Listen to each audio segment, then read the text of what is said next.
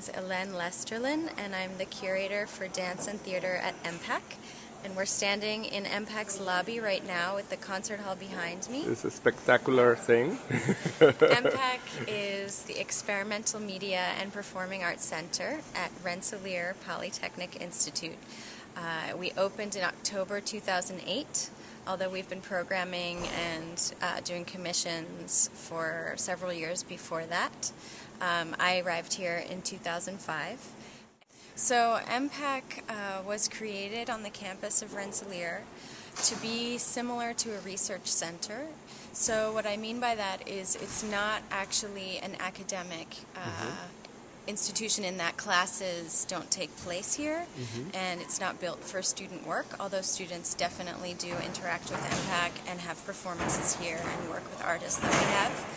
But EMPAC was really created to be a place of production, to make new work happen, and to allow for a research platform for work in that uses technology. But EMPAC has a pretty phenomenal infrastructure for the support of work with technology, which is why we wanted to do workshops, because we have an infrastructure that is rare, that we wanted to give artists access to somehow in a different way than for residency. So we decided that in the summertime we would want to do workshops. And so the workshop that we're doing right now is called Live Media and Performance Lab. And it's taught by Coniglio and Johannes Birringer, and we're really excited to have both of them here. It's based in interactive media, so it's not just video in performance, but how is that video going to interact with the performers. It was open to people who from all over the world to apply, and I was very excited that we have such an international group. There's someone from Hong Kong, from Italy, from Australia, from Canada, from the U.S., of course, and students from here. And students from here, yep. So we have a really broad range of experience. Some are artists, some are designers, some are engineers, some are directors, all of them somehow involved with live media in performance.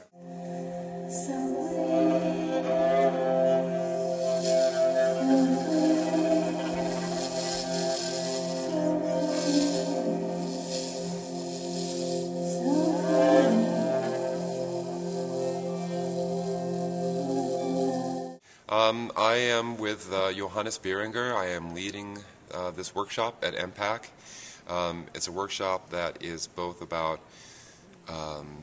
theoretical and aesthetic concerns of creating performances that are media intensive, as well as hitting on practical concerns. And really, I think the most important thing is that people are in a collaborative environment where that kind of relationship between the workshop participants is encouraged.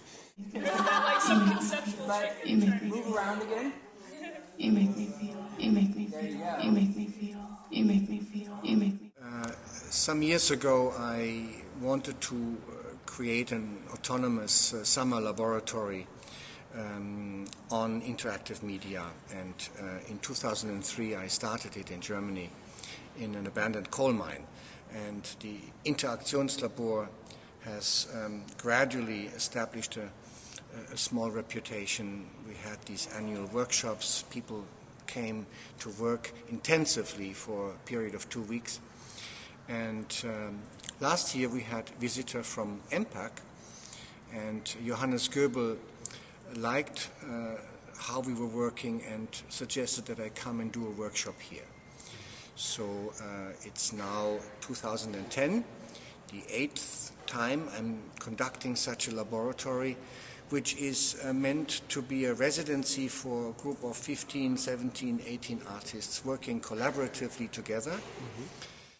There is definitely a place for dance and technology practitioners and artists and engineers to come together and exchange ideas. I think that definitely is still needed, but I think that in terms of how the work functions in the real world in the context performing, of arts, that really it belongs in any festival alongside other works that perhaps don't engage technology.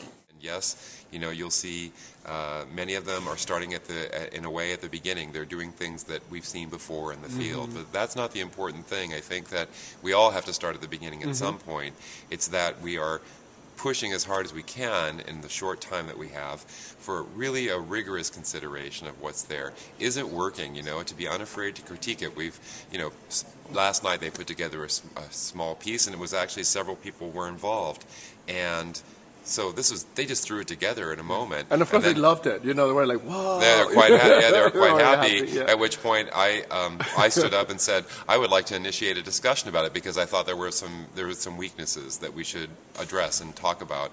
Because if you're not pushing that rigor, then they're not going to take the next step when they leave this room. This is not anything that anybody should take personally. It's not like you're showing the results of a year of work and that's like that. This is something you did in 3 seconds and you threw it together. This is completely clear. But that doesn't mean that it has properties that we shouldn't look at and examine as we move forward in the workshop, yeah? What we did this week was I prepared, along with Mark, every morning a physical workshop leading into a conceptual session with provocations that we brought to the group, discussing ideas. We threw out some of these concepts. What is a mixed reality? What is an image filter? What is real time? What is an environment? And out of these conceptual sessions in the afternoon and evenings, the group started to program or to design. So I think there are fewer and fewer festivals or conferences that are specifically for dance and technology, and I think the reason for that is that the work really is getting assimilated, and that so much work involves technology of some kind that it seems silly to sequester it. I think that the best work comes when you have both the ability to step back and strongly critique what's happening in combination with being absolutely wild. And